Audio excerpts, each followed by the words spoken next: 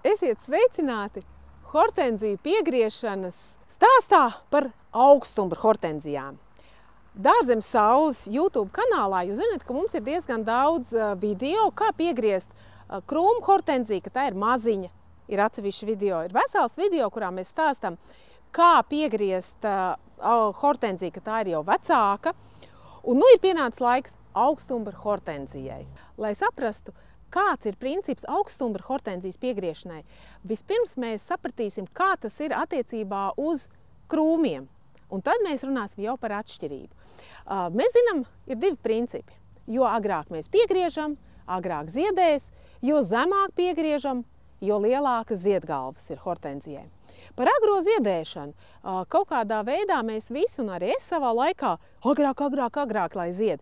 Bet patiesībā tas nav tik vienkārši jautājums, jo ja jūsu dārzā, jūsu hortenzija stāv kaut kādā ļoti saulainā vietā un katru gadu apdeg, vai arī viņai kaut kas līdz rudenim notiek tā, ka viņa ilgi ziedēšanas periodā jūs neapmierina, tad grieziet vēlāk. Un ja jūs griezīsiet vēlāk, jūs ziedgalvas baltās dabūsiet pēc karstās Latvijas saulītes.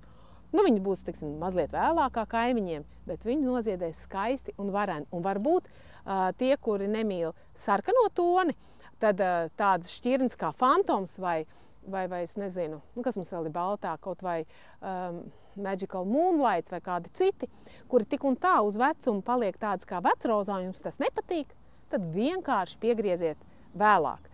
Ja cits krūms jūs piegriežat februāra beigas, 8. marts, 9. tad šīs, kuras jūs gribat, lai vēlāk zied, griežam kaut vai aprīļa beigās. Visdrīzāk jūs jau ziniet to, ka atkarībā no tā, cik augsts mēs nogriežam, mēs varam prognozēt arī, kurā vietā nāk mūsu jaunie dzinumi. Un mēs te redzam, pagājušajā gadā nogrieztie samērā augstu, kurā viņi veido tātad pašā augšpusītē. Tur, kur mēs nogriežam, dažus centimetri zemāk veidosies jaunais dzinums.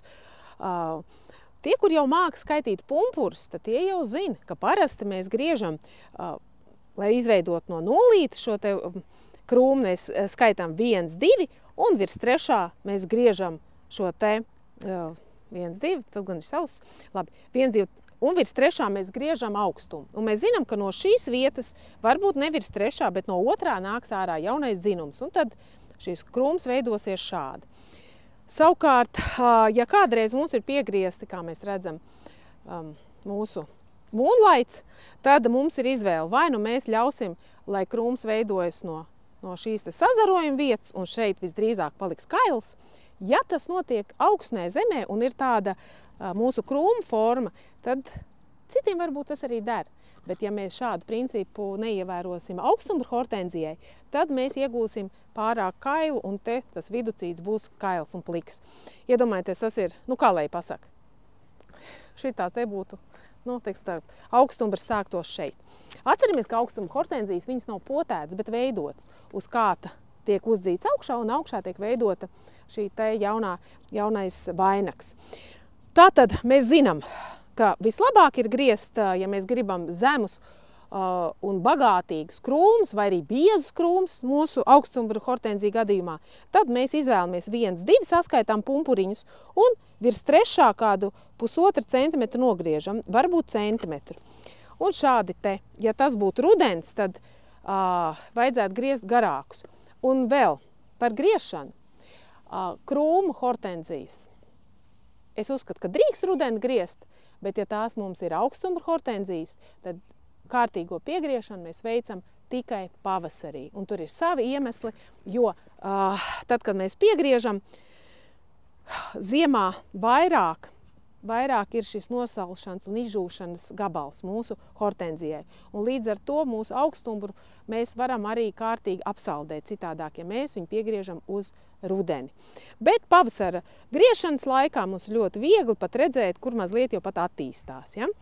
Vēl ir ieteikums ļoti liels šis princips. Redziet, var redzēt, te ir piegriezts bijis šis te galiņš, un šobrīd viņš ir sauss. Mēs pat varam redzēt, un izvēlēties tātad cik augstu griezt. Vēl viena liela nelaime, ko dara iesācēji, tad, kad tiek formēta krūma augšējā daļa, jebkuram krūmam, vai tā ir augstumbra, vai tas ir koks, mūsu hortenzija koks, tad pēkšņi augšējā daļā paliek ļoti skopi, un mēs ieraugam pirmo pumpuriņu, un virs pirmā pumpuriņa paņem un tādu burtiski šitā te nogriež, tādus mazus kniksīšus.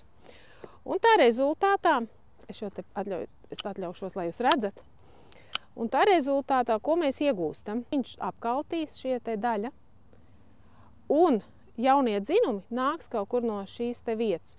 Un tad mums būs viss mūsu koks pilns ar tādiem maziem ežiem. Ezīšu griešanas stiliņš ir diezgan izplatīts. Kaut kādā veidā mums arī katru gadu mēs to izbaudām mūsu dārzniecībā, kad atnāk jauns darbinieks un pēkšņi taisa ezīšus. Un tie ezīši pēc tam izskatās šādi. Redziet, ir nogriezts, te kaut kas vājš sāk attīstīties, un beigās nav ne šis, ne tas. Tāpēc tādus ezīšus mēs mēģinām neveidot. Redziet, viņš sāk nokals un kaut kāda maza štruntiņa attīstās. Ja? Un tāpēc mēs izlemjam, vai nu mēs šajā vietā atstājam garākus, skaitam 1, 2 un virs 3. pumpura griežam, vai arī šajā vietā mēs arī skaitam, te ir 1, es gan augstāks, jo viņi ir spēcīgi šķirnīt, un es kaut kur atstāju pat vairāk. Man sanāk 1, 2, 4, vēl zemāk būtu, vēl zemāk jāgriež, tā. Un šis vispār ir sauss. Un no šitiem 2 radziņiem sanāks varena skaista hortenzija jau šogad, jo viņai ir liela sakņu sistēmiņa. Te būs 3 zari, šeit būs 3 zari, un nākamgad mēs atkal virs 3. vai 2. pumpura gabaliņu virs 2. griezīsim un saveidosim hortenziju. Nu tad ejam un skatāmies tālāk par augsto stumbru. Kā tad tur mums darīt? Ja jūsu īpašumā ir šāda hortenzija, kas ir samērā jauna, viņa ir veidota varbūt 2 gadus kā, un pirmā lieta ir tā, ka viņa ir pielikta pie kociņa. Arī šis kociņš varētu būt, ka jums ir jāizlabo un jāapskatās, vai šīs te šņorītes nav iespiedušās auga jau šajā te miziņā. Šim te kociņam ir kāda nozīme? Šis kociņš netur pašu hortenziju no vēja, bet gan nostiprina hortenzijas stumbru. Par šī hortenzijas stumbru nostiprināšanu mums ir atsevišķs video, es šobrīd nekavēšos, bet ziniet to, ka tas ir jāizdara, lai izlabotu, pieņemsim, šādas te līkas vietas.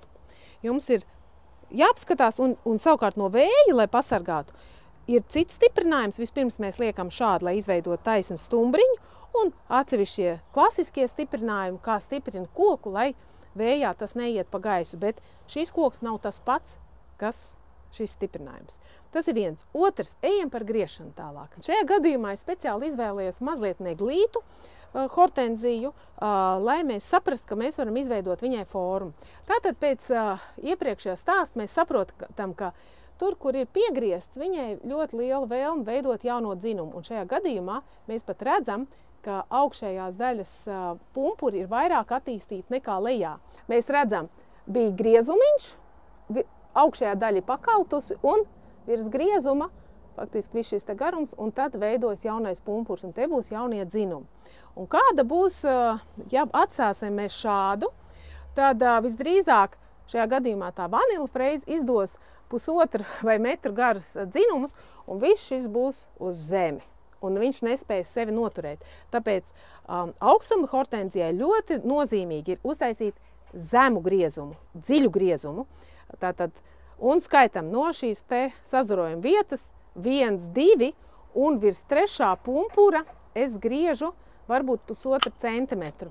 Es vēlos šajā vietā vai šajā, skatīsimies, kā tas būs labāk, lai izveidojas jaunais dzinums. Es atkal skatos, es vēlētos, lai šeit veidojas jaunais dzinums, tāpēc es nevis virs viņa griežu centimetru, bet es virs iepriekšējā pumpura vēl augstāk mazliet tā piegriežu. Atkal skatāmies, es gribu šeit izveidot jauno dzinumu, un tāpēc es griežu nedaudz virs iepriekšējā pumpura šo te dzinumiņu, jo man nozīmīgi no šīs vietas izveidot jauno dzinumu, kuru es pēc tam vēlreiz piegriezīšu īsāku.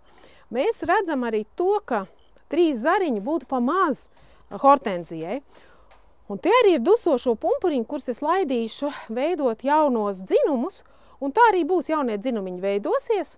Es vasaras laikā vairākas reizes pienākšu pie šī te krūmiņa un notīrīšu zemē šeit apakšējā daļā veidojušos zariņus. Te būs pilni kā tāds ezītis, viss. Un tad es vienkārši pienākšu un noglaudīšu ar roku maigi nedēļā reizi šo te augstumbra hortenziju.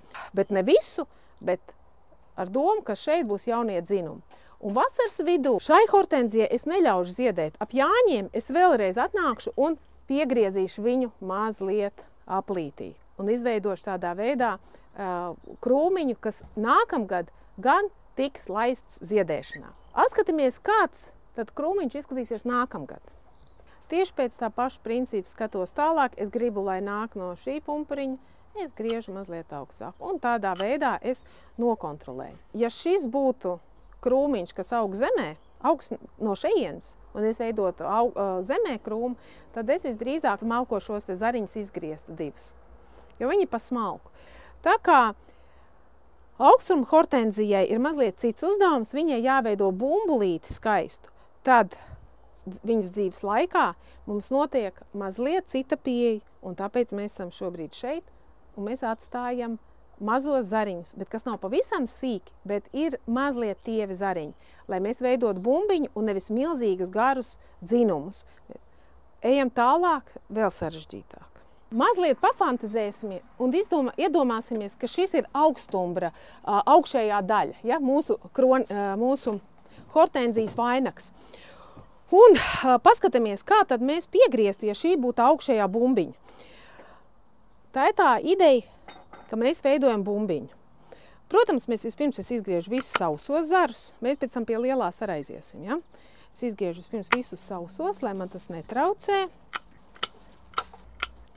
Ja šis krūms būtu zemē, tad es visdrīzāk varbūt pat šeit grieztu viņa augšpusīt, vai ļoti zemu, lai veidot vienkārši mazu kuplu krūmiņu. Ja tā ir augstumbra būtu šī te vieta, tad es skatos, es vēlos no šejienes jauno dzinumu, un es tādā veidā arī griežu augstumu. Ja šis krūms ir zemē, tad es izgrieztu sīkos zarus, bet tā kā mēs esam iedomājušies, ka tas ir augstumbra, tad es izgriežu kaut kāds krusteniskos līkos, pavisam, ar tā kāds savs zariņš, ja, tāds, bet šos te tievos zariņus es nemaz neizgrieztu, lai viņš veidojas mazais, kuplais bumbulīts. Jā, un te ir krūsteniskie. Krūsteniskos mēs vienmēr skatāmies, vai viņš netraucē pašam krūmam, un pieņemsim, ja ir tāds neglīts, tad gan es visdrīzāk vienalga, vai tas ir krūms augsnē, kā parastais krūms, vai tas ir augstumbra, es viņu atjaunotu visdrīzāk, lai viņš veido pareizāku šo te formu. Bet sīkos, vēlreiz atkārtoju, augstumbram mēs drusku atstājam. Ne pavisam mazos, bet neliels. Mūsu lielais laimlaits. Ja mēs zinām, ka šī ir spēcīga šķirne, kura noteikti veidos lielus ziedus, tad ja mēs nogriezīsim ļoti īsi šos te dzinumus un iztīrīsim visus sīkos zariņus, viņi izdos pie 2 metriem augsties tādus dzinumus, resnus, biezus, un tik un tā viņi mazliet sagāzīsies. Tas ir viens, tāpēc atkal mazos mēs atstāsim. Ja mēs skatāmies, ka mūsu laimlaitiņš tik intensīvi jau veido šeit jaunos dzinumus, un mēs neko nenogriezīsim, tad viņi izveido šeit augšā dzinumus, 1,5 metrīgus, un tas viss būs pa zemi. Tāpēc mums tik un tā viņi jāsamazina.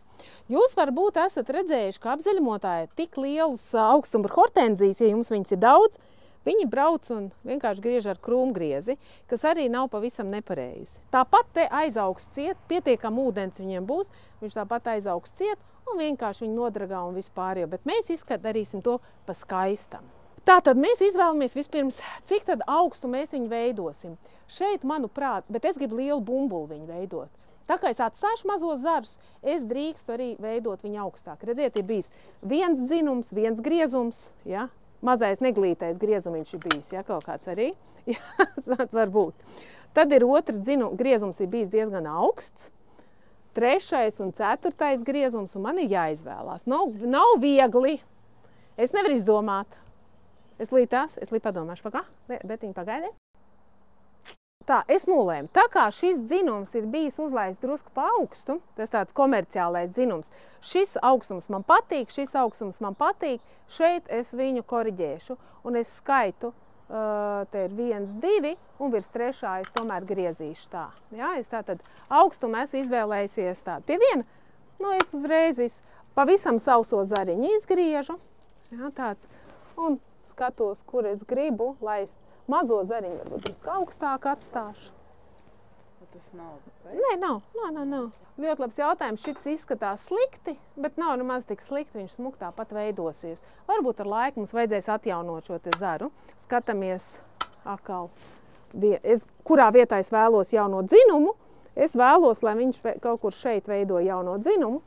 Es griežu te, atkal es skatos vienu. Es gribu jauno dzinumu šeit, tāpēc es vienu pumpuru virs griežu. Pat ja sanāks, viņam varbūt daudz ūdentiņš, viņš augstāk izveidos arī nekāda vaina. Tā, jā, šādi. Pavisam līku mazo griežam ārā. Atkal te tas jautājums noteikti mums būs, bet kurus tad sīkos atstāt? Šis ir kaut kas nokaltis, bet mazu sīku es atstāšu. Te viņam iznāks ārā, ja? Te skatāmies. Atkal vēlos, lai te iznāk ārā kaut kur. Te un sīkais. Sīko, ja tas būtu parastais krūms, es viņu griezt ārā. Šoreiz es viņu atstāju. Šis sīkais man arī dara, un tādā veidā neglīts sīkais līks ņemu ārā. Visu tādu sīkumu ņemu, savs, ļoti skaists nav, bet es mazliet atstāšu. Patiesībā vasaras vidū var pienākt klāt, un, ja kāds zars karājās, mēs noteikti droši piegriezt viņu un noņemt nost. Tas nekas nebūs. Un ne par kādām sulošanām vispār nerunājiet. Nav tā, tās viss muļķības. Tā, atkal skatāmies. Šis ir pa daudz neglīts zariņš. Mēs viņu izgriežam, bet šis te pus ir tāds, jā, tāda. Un tādā veidā mēs ātri visu piegriezīsim. Un virs tā nākamā, jā? Kāpēc viņš nedzīs, piemēram, pie tā nākamā? Kur tā? Pieņemsim, es gribu, lai te, ja? Jā. Un es nogriežu virs šitā. Kāpēc? Un šeit nenāk. Reka, jā. Te par to prognozēšanu. Ja mēs grieztu rudenī tik augstu, tad noteikti šeit viņš viss nokaltīs un te veidosies. Ja mēs tagad, kad ir ļoti silts un vispār augstumi varbūt nebūs, varbūt tā, ka no šiem pumpuri nāks jaunais dzinums. Ja mēs nogriezīsim pavisam tā centimetriņu vai puscentimetru, tad droši vien, ka nenāks šeit. Tad tie nāk šeit. Ja mēs noteikti gribam, lai nāk šajā pumpurā, tad mēs nogriežam zem, atstājam tādu mazu stubulīti, un te tiešām iznāks. Es domāju, ka viņam manam konkrēti drusku pietrūks ūdens, jo mēs viņu stādīsim uz stūra, kurā nebūs laistīšanas sistēma, un varbūt tā, ka viņam pietrūks spēka augšējām pumpuram veidoties. Un līdz ar to es viņu, es zinu, ka tur pietrūks ūdens. Ja ūdens nepietrūkt, tad viņš varētu arī izdzīt tur augšā. Bet eksperimentē skatāmies. Reka, atkal sīkais zariņš, it kā viņš ir, bet man ļoti nepatīk, ka viņš ir tik līks. Bet viņš ir maziņš un varbūt es pat atstāju, vai ne? Protams, atkal, ja šis būtu krūms no šīs vietas, tad es mazos grieztu ārā. Vēlos lielo apaļo krūmu, es viņus negriežu. Bet, ja kāds ir ļoti līks, tad ir jautājums, vai mēs tādu neglītu atstājam. Es tādu neglītu negribu atstāt. Turklāt viņam vēl tāds, varbūt šeit kaut kas iznāks ārā. Tad atkal skatāmies, mazo vēlos, protams, es tādu neatstāšu viņu, tādu. Atkal, ja būtu zemē, es viņu grieztu ārā, šeit es sīko pat atstāju. Krustenisko gan izgriežu ārā, ļoti tādu neglītu varbūt es te izgriežu. Pirmajā reizē jūs tāpat piegriezīsiet galīgi garām. Un varbūt arī es pat piegriezu uz garām. Un vasaras vidū es redzēšu savas kļūdas. Paskatīšos video, ko es esmu darījusi. Arī šo te varētu atstāt. Un patiesi es arī atstāšu viņu, lai viņš veido mazu dzinumiņu. Noņem drusku spēkus no lielajiem zariem. Ja man būs tā, ka tikai augšā šeit veidosies zari un šeit būs pliki, tad es izdarīšu secinājumus un nākamgad nogriezīšu zemāk un vēl vairāk maziņos atstāšu. Tā, kas man šeit ir? Mēģināsim. Es gribu kaut kā tā, lai viņš veidojās. Un tā katru zaru mēs pārdomājam. Šis zariņš arī viņš ir cietis, acīm redzot, ir pietrūkušas vielas un pa daudz ūdens ir bijis. Ne, bet pa maz, varbūt ūdens un vēl kaut kas vēl ir pietrūcis. Dievs, viņi zina, kas viņam tur ir pietrūcis. Sausumiņš.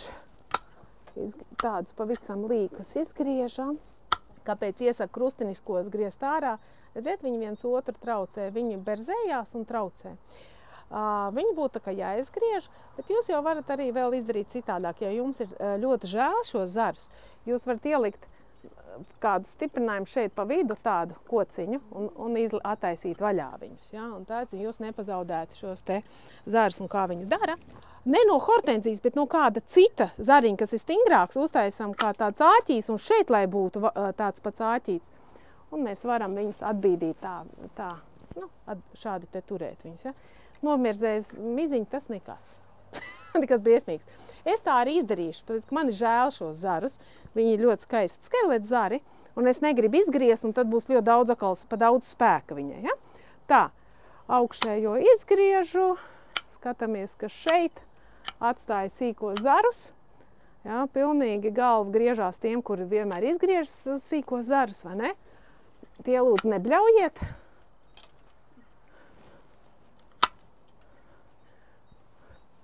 Tā, es vēlos tātad šeit zaru, šeit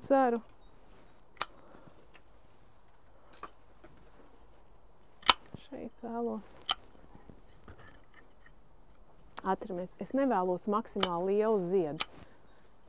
Es gribu apaļu formu, un tāpēc es atstāju mazos zarus. Šeit ir līkais, te ir līkas, redziet, viņš ar laiku var sajiet kopā, un es varu arī izgriezt šādi.